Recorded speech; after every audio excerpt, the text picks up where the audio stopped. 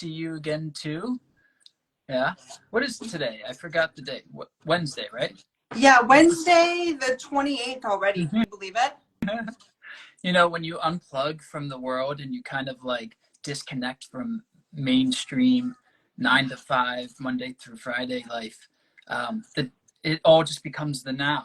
And so it's just one never ending now. So true. I know.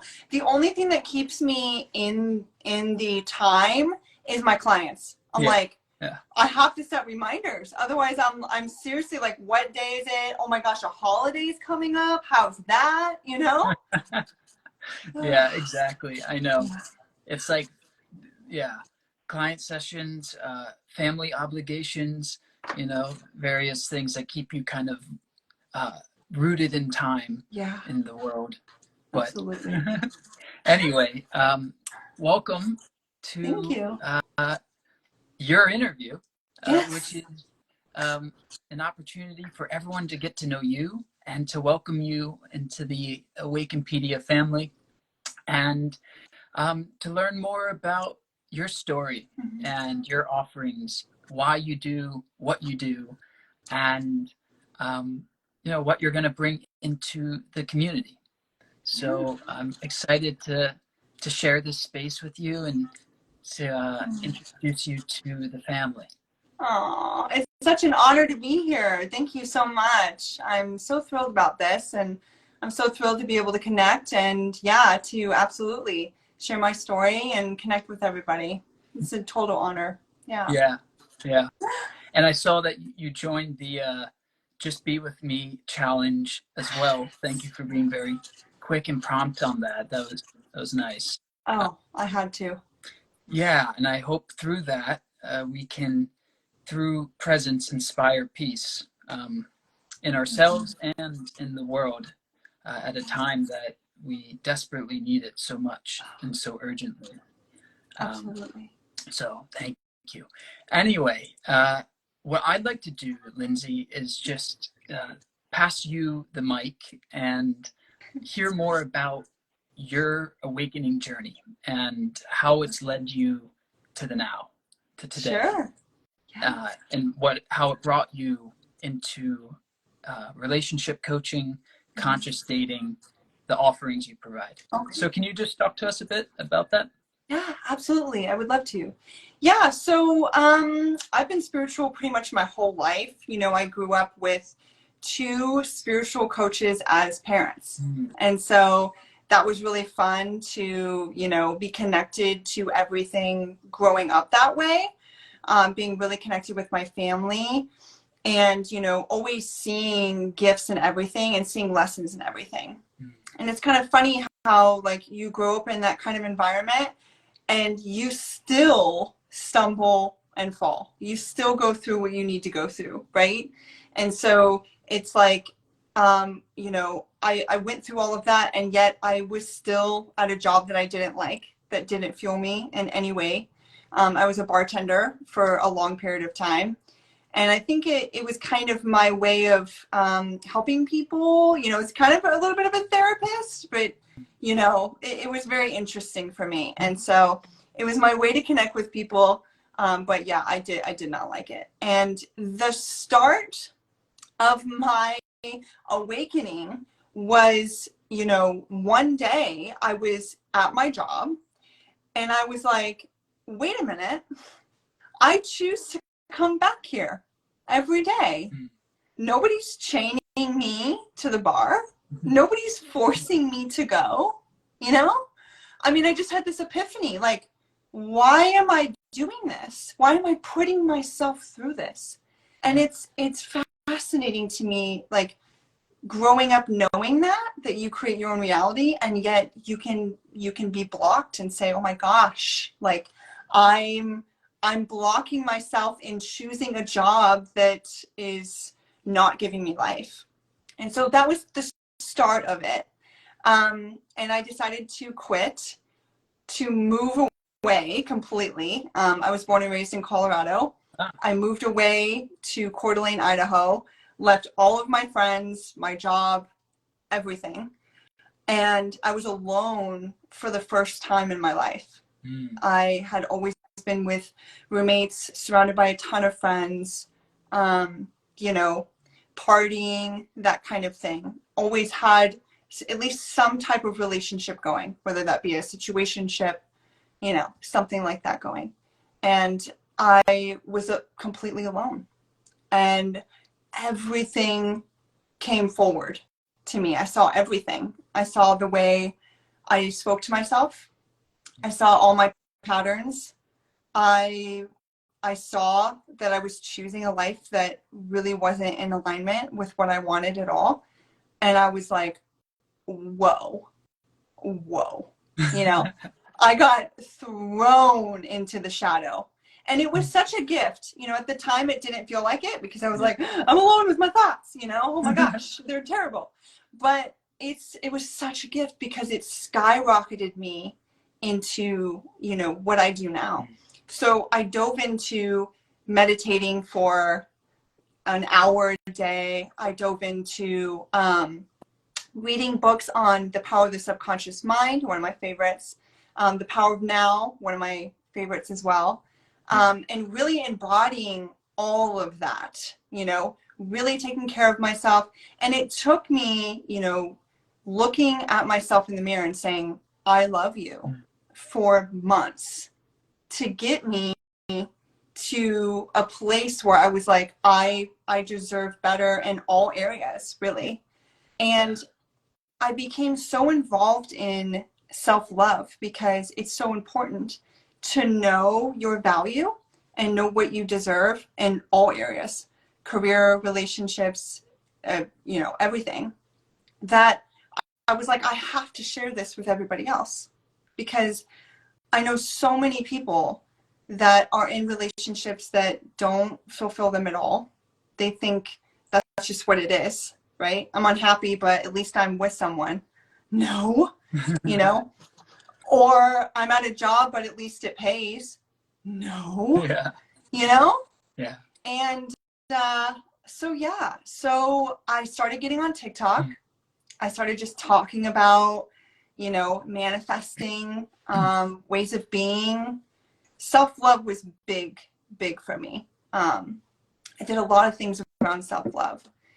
And I started sharing with people, and I noticed that so many people were like, I had no idea. Like, this is massive. Like, you're so right. You know, this empowerment. And, you know, I got into knowing that this is what I wanted to do as a career, is to help people. Because I was already sort of doing it, you know, when I was bartending. I was already sort of adding a smile to people's day and talking to them about their stuff. And, you know, I have one of those kind of energies, and you probably know what I'm talking about, where people just kind of sit with you and say, it all started when I was 5, you know? And then they're like, why am I telling you this? I don't even know why I'm doing that. I'm so sorry. And I'm like, that's what I'm here for, you know? That's what I'm here for. And to be a safe space for people. So anyway, long story short, you know, that led me to relationship coaching. I did a lot of work in that area myself, as far as, like I said, self-love goes, knowing what I deserve, looking back at the relationships that I had with emotionally unavailable men would never show up for me, wouldn't even commit, really. I mean, it was just, you know, you look back and you go, right? The things that I went for. And, you know, I said, I really, really want a relationship. And I know that these people were mirrors of what was going on in me. They were showing me where I didn't show up for myself, right, where I was emotionally unavailable for myself, and where I did not love myself at all. And so since diving into that and since doing some exercises around that, I attracted a beautiful relationship with my honey, Sam, who I am so in love with. And we live together here in Coeur d'Alene. And it was beautiful how we met. And the whole thing has just been beautiful. And every day he shows up for me. You know, he is present with me. and we share the same values. He commits, he's 100% in. And so, you know, it's just so fun to see the work that you do on yourself and how that can be mirrored back to you, and you can truly have the love that you so deeply want. And so that's what brought me into relationship coaching, is I found it myself. And I think, you know, life is relationships, right? That's how we learn lessons. That's how we, you know, it's everything in our lives. It's so important. And your partner really matters. I mean, you know, if your partner is not showing up and triggering you all the time and, you know, is toxic, I mean, that can really make everything in your life just tumble to the ground. Yeah. If you're with a partner that uplifts you and is conscious and is present, I mean, you can, the sky's the limit, really, on that, right? Right, which is funny because, of course, as we know, there is no limit to the sky.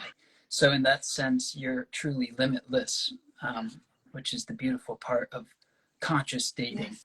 And, you know, on that point, and thank you for sharing your story, Lindsay, that's really helpful to hear it from your, you know, from your mouth, and from the source about how you got here and you know, the journey you had to walk on, and the work you had to do to kind of pull the weeds from your own garden. Truly. To create a fertile soil of inner wellness that could then emanate out into the universe to bring back that wholeness that you realized within yourself. And it's beautiful, you know, it really is. And what you are able to kind of experience when you make that fundamental shift within yourself is deep peace, right? It's the mind games disappear, and there's a great stability and support to the relationship. So before I go on a rabbit hole, I want to hear more about you in terms of how you consider and what you think of conscious dating as. I know, you know, that word and expression, really, conscious dating, is newer in the sense that, you know, this market industry service offering is relatively new to enter the world. I think a lot of people out there don't even necessarily know what conscious dating means. So I'd love for you to just, as the expert, kind of give your 2 cents on how you see conscious dating. And with that, what is unconscious dating? Oh, yeah, absolutely. Okay. Yeah. So for me, conscious dating is being aware of what's going on for you, because we have to know ourselves in order to be loved by others, right? In order to know how we feel love and how we want to express that to the other, right? It's so important to know yourself and to love yourself. So conscious dating is a multitude of things. It's, I am okay by myself. You in partnership is a beautiful spiritual experience, but I am okay by myself. Nobody completes me. I don't need you to complete me or fill a hole that's inside of me. So that's one in conscious dating. Also, you know, like I said, being so aware so that you can be responsive versus reactive. Because, like, let's be honest, relationships trigger us. We're going to be doing the work, right? Like, that's life. There is no such thing as being completely healed. That's just a part of life. Is you're going to be next step in healing, then deeper, then deeper, then deeper. And having a beautiful, harmonious relationship, you go deep to the deep dark, where it's like, whew, that really triggered me, right? But it's being able to be responsive to that, to take ownership of that and say, that's mine. That's not yours. That's not your problem, right? To fix that in me. And so that's what I do when I work with people, is I help them to kind of get rid of the gremlins that are causing the unconsciousness, that are causing the voices in your head that say, you know, like, he's being terrible, or he's cheating, or he's this, the toxic little gremlins, so that they're clean. You know, they feel clean in their energy, so they can embrace the deep love and be more responsive versus reactive. Be able to say, you know, that really triggered me. I need a minute. You know, let me work through this, right? And so unconscious dating would be not knowing anything, not knowing about why you're attracting who you're attracting, not knowing where that stems from, you know, not knowing anything about childhood wounds, you know, attachment styles, anything like that. Just taking the best thing that comes to you and, you know, being, let's say, manipulative or, you know, toxic in the way that you do things, very reactive, fighting all the time, you know, breaking up, getting back together, you know, that type of as you put it beautifully, ego dating. So true. And so, yeah, that would be unconscious. And a lot of people are in that. It's like they're kind of halfway where they go, I want something different and I don't know why. Yeah. I'm just attracting the same person with a different face. Like, what's happening? You know, why am I always cheated on? Why do I always get left? Why, you know, do I never feel loved? And so I'd love to be here to say, let's figure out why so we can change it. Yeah. Yeah, absolutely. Well, so well said, and spot on as I see it as well. And I know you watched my own teaching on this, The Secret to Romantic Love, in which I kind of dive into some of these topics. But I think you nailed it on the head, which is the essence and the key to it all is awareness, which is a word that, you know, can be used synonymously with other words like presence. Ultimately, it's spaciousness, which then manifests and reveals itself in practice as self-control or responsiveness rather than impulsive reactivity. Yeah. So that you actually can maturely deal with situations and challenges as they arise, which you know they must, right? Challenges will never go away, as you pointed to. We're always going to continue to be thrown life hurdles as life goes on.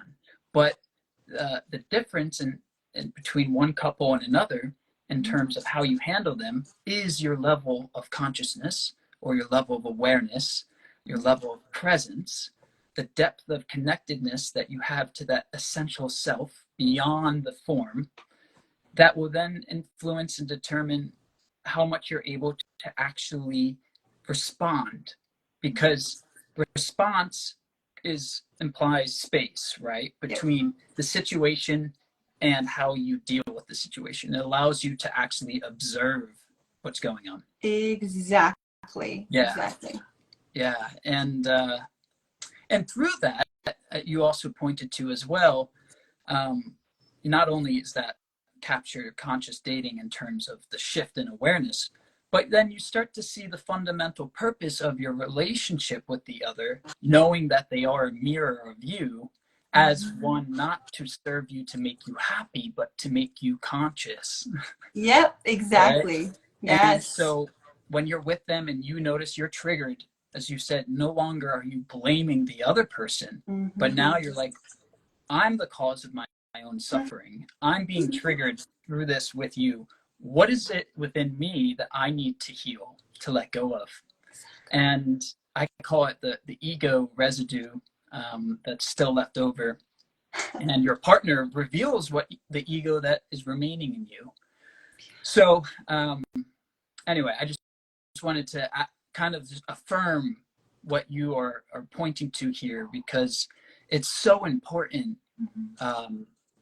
And it's so needed in today's world of dysfunctional ego-based relationships in which mind games are the predominant way in which we say or experience love, which of course is not real love at all. It's just what we think is love.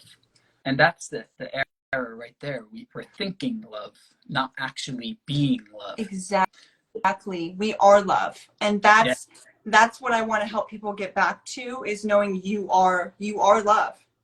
And when you fully embody that and you understand that, you will attract a mirror of that, right? So you'll get rid of the toxic patterns just by being love yourself. You know, you will be able to attract somebody that is also emanating that. That also understands that. And what a beautiful relationship to have somebody that wants to be present with you, that helps you through your triggers, that isn't triggered themselves and then it makes it worse and it's a whole situation. And then you're both just being reactive. I mean, you know, if people knew the difference or experienced the difference, knew that they could have different, right? That they could go so deep in love. And I always say that, you know, being with somebody long term is like a spiritual awakening in and of itself. Like that's the path to enlightenment right there, right? To have somebody that's like, you know, triggers and you move through them and you're like, yes, what else? What else do you want to mirror to me? How, you know, how deep can we go together? It's so beautiful. And, you know, I also like to bring in the feminine and the masculine as well, because I think that there's a lot of women that are wounded and they have a shield up around them, because when you grow up not having a masculine figure in your life to help you to feel safe and protected, you tend to take that on yourself. And so a lot of the times women will have a masculine shield around them, and then their partner doesn't know what to do because their space is taken. And so it's, you know, to help women feel safe inside of themselves, come back into their heart, come back into their wisdom, then their partner, their masculine, can go, ooh, I can finally step into my rightful place. And that in of itself creates a conscious relationship. Great point.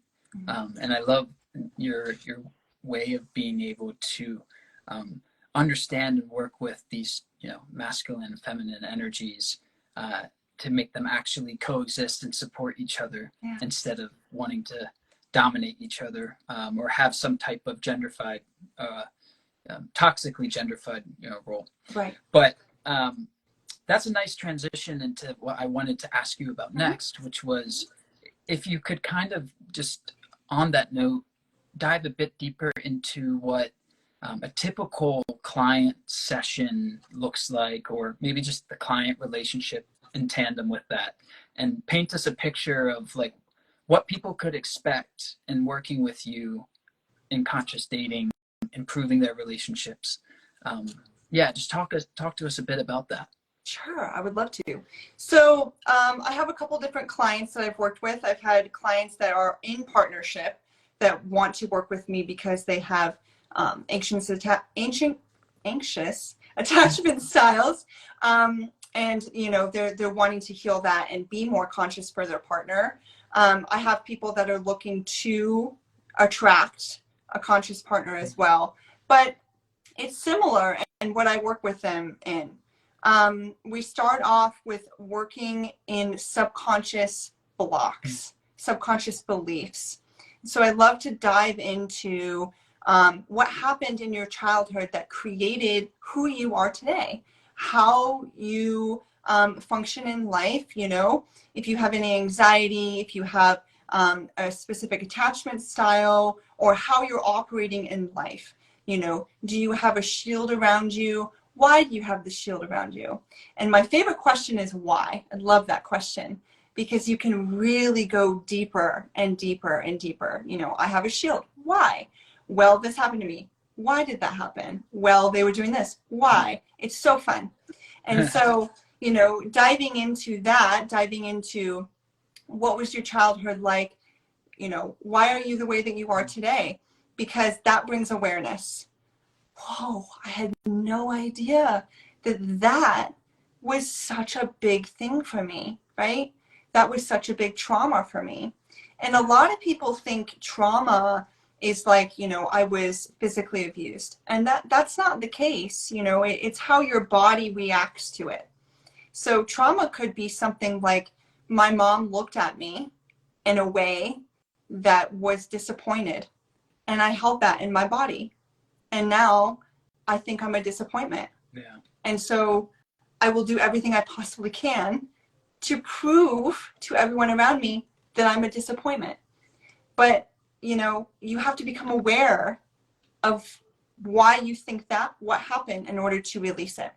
So I work a lot in that. That's the first step in working with me. The second step, after we've, like I said, gotten rid of those little gremlins, is we can work on embodying self-love. We can work on fully connecting and being present in our bodies.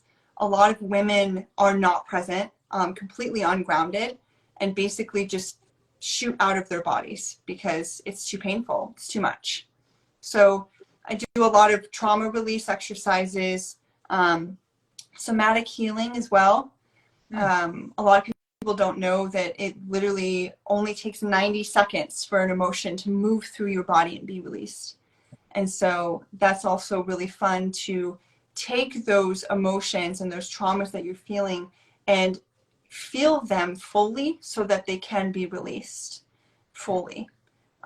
You know, create a safe space inside of your heart so you are the one that you return to, right?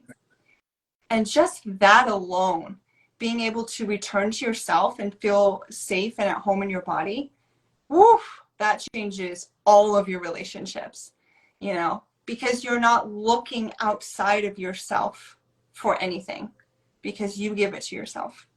Yeah. And so that's what I ultimately come to with my clients, is to always turn inward, to always have a safe space, to always connect every single day. And this helps them attract a beautiful relationship or, you know, create a beautiful partnership and help their partner open up as well. It's really fun to see how when one is doing amazing deep work, the other one will subconsciously join in on that. And when the feminine can open their heart, then the masculine feels safe enough to drop into their heart as well. And it's just such a beautiful, divine experience. Yeah. Yeah, that's so beautiful. And intuitively just feels so true, you know, that your process and why you incorporate certain modalities into your work, like somatic healing, in context of conscious dating, you know, to facilitate that process, because so much of why we are egoically dating is because we're living through our conditioned mind. And our conditioned mind is the aggregation of all of the traumas and experiences and beliefs that we carry that distort the true nature of reality. Yep. And the true nature of ourselves, right? And so we, as a result,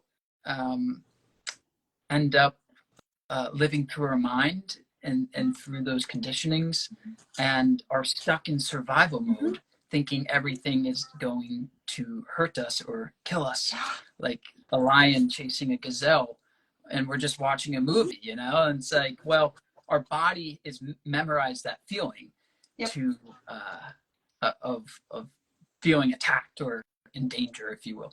Right. So using somatic healing to help you process, work with emotions, release emotions, to bring you back to safety, so that you can then put forward your most authentic self to attract your most authentic partner, just makes intuitive sense. Oh, You know? and to feel safe in that new partnership too, like you were saying. It's so interesting how the mind and the body works. It's like you know, the mind and the body will feel safe in a toxic relationship because that's what it's used to. Yeah. It's like your body's set as a specific thermostat, right? The thermostat of toxic.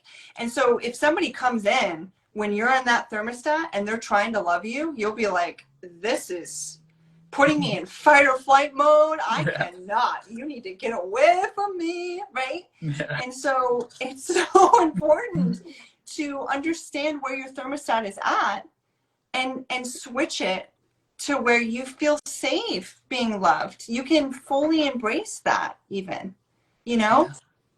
I'm working with a client right now, actually. I had a session with her today, and she had a beautiful realization of finding out that she has never felt loved in her life. And I walked her through forgiving herself for buying into that misunderstanding. And the truth is that she's always loved. She's loved simply by existing. Yeah. And she's never alone. And I helped her to see that in her relationship, her partner's trying to love her, and she's finding every reason for how he doesn't. But those are misunderstandings of the mind. It's not true. And so she's like, oh, this is the biggest epiphany ever. I've been asking, I want to feel loved by him, but of course I'm not going to feel loved by him because I don't think I can be loved. Yeah. Whoa. I'm like, yeah. Yeah. So it's incredible to have these deep realizations of no wonder I've been pushing my partner away. No wonder. And now you can say, oh my gosh, I'm going to release that and I'm going to embrace. And then he's like, thank goodness, you know? Yeah. Yep. Yeah, I love it. I love this work, this and market focus, this modality. It's, I mean, everyone is looking or drawn to love, right? It's human nature. Where things get messed up is when we try to use our minds to find love instead of our hearts. So true. And that's where it's like we need to be able to come back into our heart, to exit the insanity of our minds, to enter the sanity of our hearts. And everyone wants this. Everyone, this is part of this human journey. Not that you need somebody, right, to have this fulfilled experience, but part of the human journey and being here as a human being is to be able to realize who we are with and through another. And it makes the journey of love, instead of falling into love, rising into love, rising in consciousness together. And it's just it's so needed in the world today. The fact that 1 in 2 people essentially get divorced, and that's after they've had probably a dozen breakups or so with other people. The statistics point to the dysfunction that we're experiencing and how we find and try to keep love. And the work that you do and you offer is so important because it will help people to find the right partner because they have found their true self, and then know how to actually keep that love, to grow in the love, and to use challenges and obstacles as a way to deepen you in the love as opposed to tear you apart. And I just think that this is a service and a modality that everyone needs, everyone can benefit from, because it captures the heart of the awakening journey. As you said, all relationships are about ultimately being mirrors for each other to help us rise into oneness. And so I'm really excited to see how your practice grows, to support you in this endeavor, and to walk this path together. So. Oh, it's such an honor. I so agree with you. And that's why like I said, I chose this is because everything is relationships. When you come back to yourself, even your parents, your siblings, your friends you're going to have better relationships because you're not so triggered by everybody all the time. You know, you're taking back your power. You're taking back your responsibility, you know, instead of they did, they said, it's I chose. right? Yeah. And yeah, it's so amazing. It's so incredible, and it's just such an honor for me. I'm so into my work. I'm so passionate about it, and I just love working with people, and I love connecting with people. And I'm so excited to be a part of this community and a part of Awakenpedia as well, because I just think it's such a beautiful platform.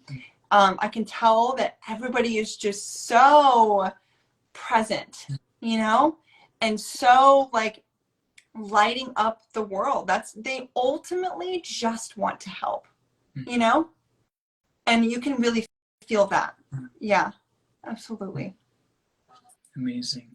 Well, thank you for seeing that and for seeing it as it is, for what it is, and for seeing its mission to light up the world, to bring us out of the darkness and really out of fear and into love. Yes. So that's what this is all about, and feel really grateful and fortunate to have you as a part of the team and the family here, and really looking forward to seeing how everything unfolds, whatever and however it does. But for those who are tuning in, who have tuned in, you can find Lindsay's profile in the member forum, which is live up there now, as well as her discounted offerings for the Awakenpedia community. Yes. So Yes. thank you for those generous discounts and offers to work with you. And lots more of Lindsay ahead to be seen in all different ways. But I think this is a good place to wrap up. Yeah, sounds great. Yes, you and I are going to do some workshops for sure. I got some ideas, so I'm excited for that. I'm into it. I love this topic. I really do. And it's more than a topic. It's everything. Like love. It's, I mean, you know, I kind of nerd out about it, and I get excited about it too. So would love to do some workshops and stuff. Perfect. Sounds wonderful. Yay. Thank you so much for having me. Okay. It was wonderful. Yeah, thank you. Talk soon. Sounds good. Bye-bye. Bye, everybody.